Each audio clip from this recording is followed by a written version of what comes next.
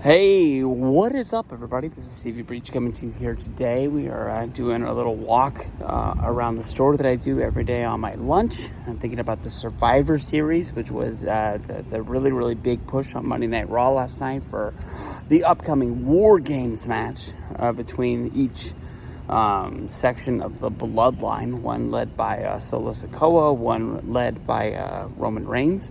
I think a lot of people really thought that this match was going to be a 4-on-4 encounter, but last night is just a throwaway line, Sami Zayn and it was Jimmy Uso were wondering who was going to be the fifth member of the match. And it was like, wait a minute, fifth member? And you're like, okay, all right. The good guys are looking for one more guy to join their team. They go out, they're asking Seth Rollins, which overall is a pretty good choice. Thinking of the Shield, Seth Rollins, Roman Reigns, it doesn't really play along with the storyline of last year's WrestleMania. Basically Seth stepping in only to hurt Roman, trying to help Cody.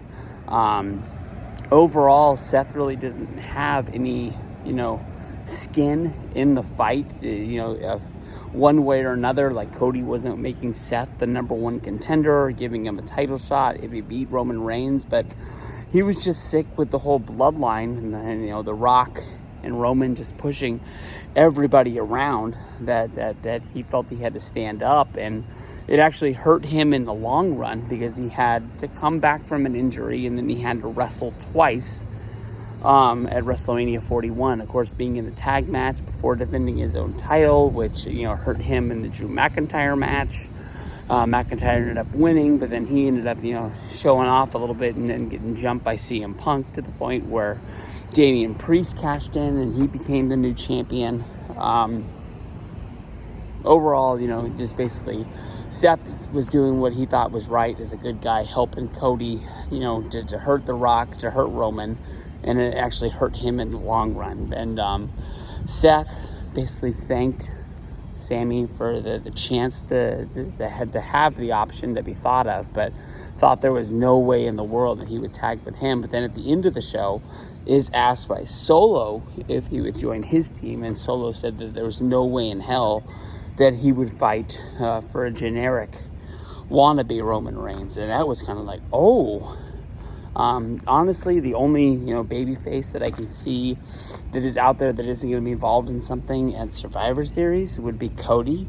Cody, you think, should be defending the WWE Championship. But then again, in 2024, are we really, stepping up, saying that the champion has to be on every show, the championship has to be defended on every show? If it's a match like WarGames, can you see being your WWE champion being put in there? I mean, you're thinking of like Survivor Series probably going to be a 3-hour show.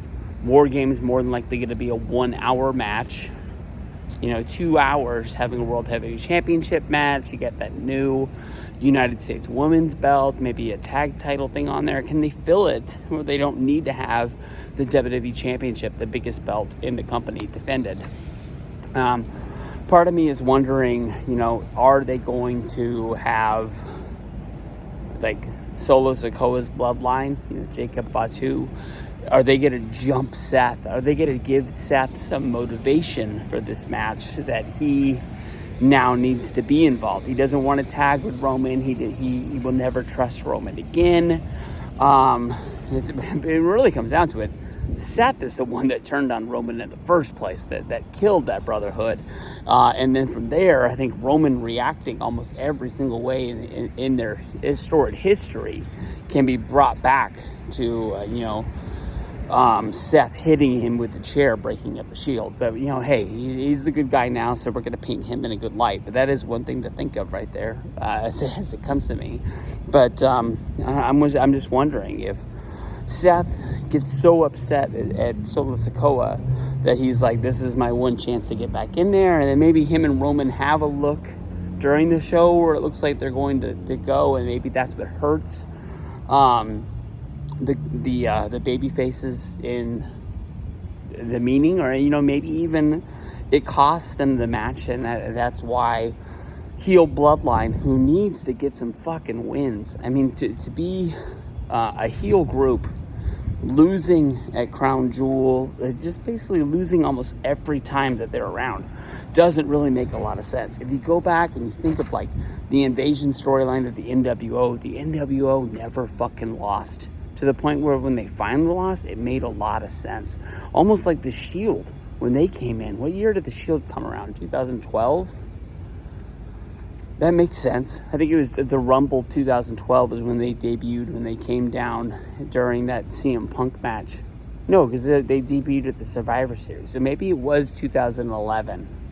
But I do remember them being involved in the Royal Rumble match. But that makes a lot of sense. But honestly, the biggest question mark about this match, I think it's going to be Seth. I wouldn't be surprised if it's Cody. But as of right now, for them to have the one-night storyline of trying to get Seth to join the team, I think it might be Seth, and then Cody might defend the title somewhere. But honestly, when you're looking at Solo Sikoa, Jacob Fatu, Tama Tonga, and Tonga Loa, who's going to be joining them?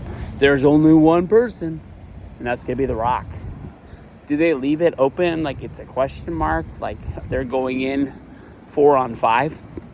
Like they're kind of like the NWO at Bash to the Beach, when they say they have a third man, but the third man doesn't come out to start the match.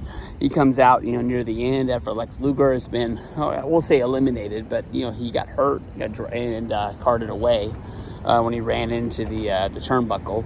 Well, he didn't run into the turnbuckle; he ran into the post. But it is what it is. But it's got to be The Rock, right? But did they let us know The Rock's going to be there, or is The Rock like a question mark? Then all of a sudden, the heels lose the coin flip, which I don't think has ever happened in the history of WarGames.